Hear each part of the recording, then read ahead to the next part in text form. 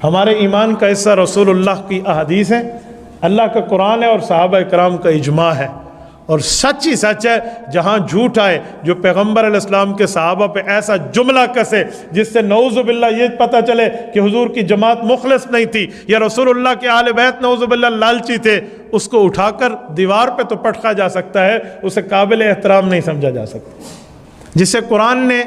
उलाइका हुमुर राशिदून कहकर पैगम्बर के सहाबा और आले बैत को हिदायत याफ्ता बताया है,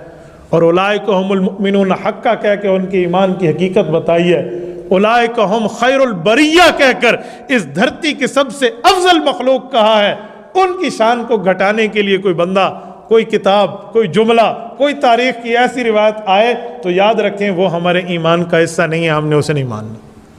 ये असलमुत तरीक़ है, असलमुल उसूल है, असलम मौक़िफ़ है जो सही तौर पे जाकर आगे समझाया जा सकता है।